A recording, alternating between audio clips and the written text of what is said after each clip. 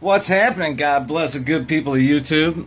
So I was sitting here scrolling through Guitar Center's used gear, as I often do. Only difference is I did a 100-mile or 50-mile radius search. So this is actually my local area, which I usually don't do. I usually just browse their gear nationwide just to see what they have. So a lot of times you can pick up some pretty good deals. A lot of times you got to fix it though. It is Guitar Center after a while. Well, look at this. I was looking at this guitar. I said, wow, that's a pretty cool looking guitar. That might be a used, no, it's not. It's a Collings. So there you go. I know Collings understands that this has gone on. They already know about it, and they're just waiting it out. Look at the price on that bad boy. $32.50. That's a fucking expensive guitar. I don't think that I've ever played at Collings. Known about them, but I don't think I've ever played at Collings. I wonder how they play. I mean, if I was just judging by the price, must be a pretty nice friggin' guitar. Oh, I see the back side of it's cut away, the Les Paul. Which that fucking clown, Circle of Tone, made a comment about that one day. He's like saying something about, I don't know why people want their Les Pauls to be cut away on the back side. That neck heel is part of the tone. I don't know. Some guitar players, a lot of guitar players just fucking want to make shit harder on themselves for no particular reason.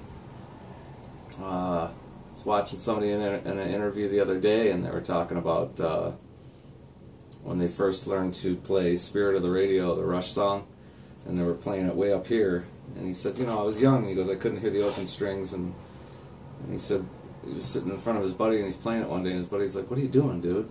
Boom, it's right there, you know. But for whatever reason, I think a lot of times because, you know, in the generation I grew up in, I mean, man, being a rock star was like better than being president of the United States, you know. So maybe that has something to do with it. You always want to think that things are much harder than they are. But back to Guitar Center, I do scroll through the used gear quite a bit. There's, like I say, there's a lot of. It's incredible how much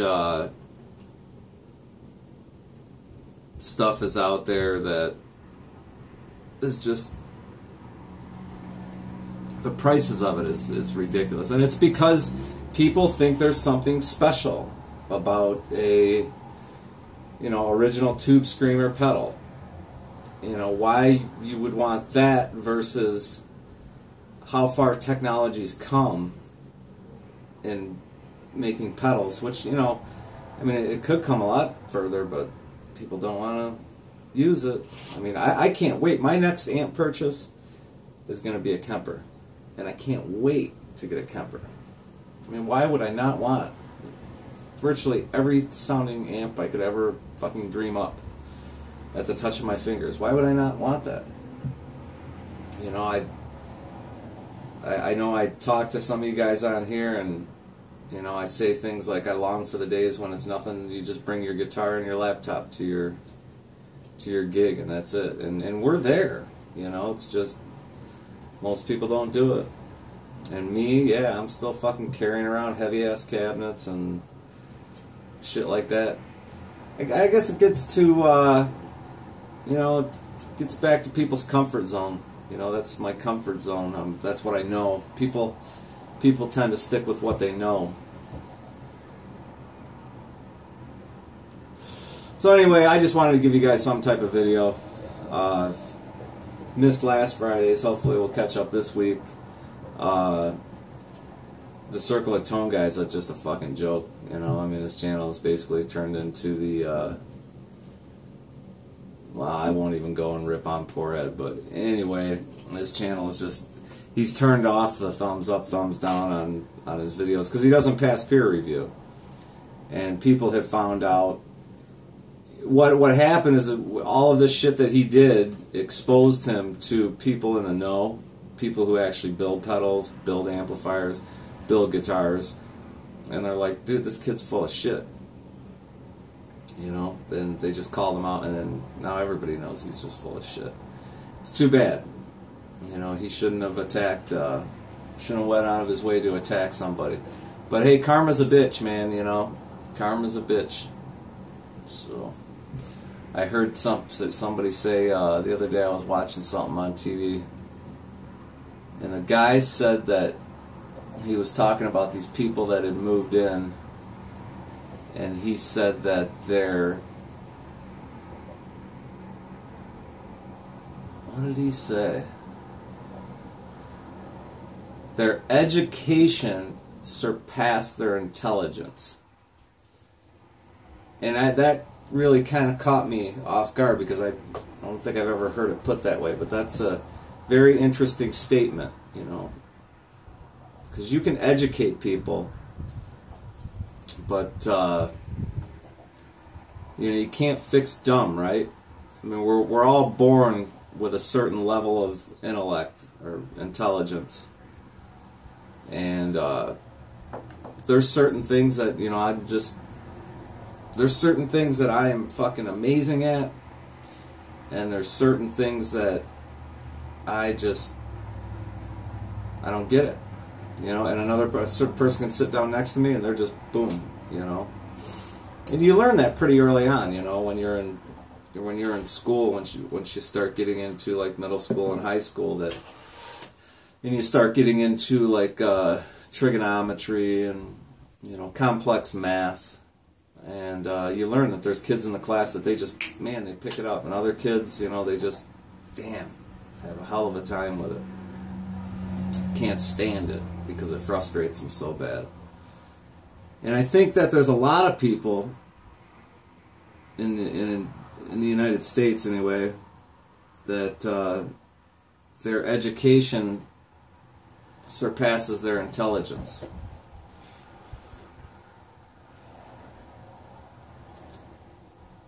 For decades and decades now, you know, we've all been told, gotta go to college.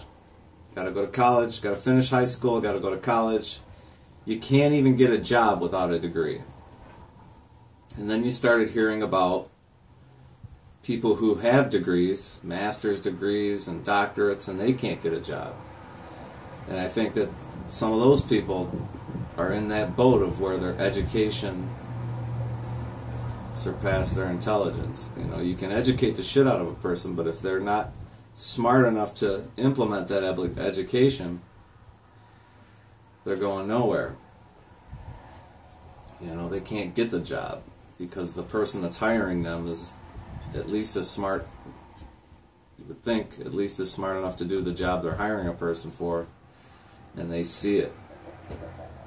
And I think that there's a lot of that going on. I'm not going to go worldwide with this one, but I would imagine it is worldwide. But I know in the United States of America, you know, and the education system here, and I'm big on public education and education in general. I think people should, you know, if that's what you want to do, if you want to educate yourself, then you should go after it and do it. But I think that there's a lot going on in the United States to where they want you to be just smart enough to do the work, pay the taxes. You know, they don't want you to be any smarter than that. They want workers, you know. I think there's a lot of that going on in the United States. I think it's going on all over the world. And we know that these governments around the world, you know, they've used that to their advantage. You know, a lot of these governments around the world, they want to keep the people just smart enough to do the work and pay the taxes. You know what I mean? Damn, this shit's starting to get deep. All I wanted to do was an update. All right, everybody. Hopefully, I'll see you Friday.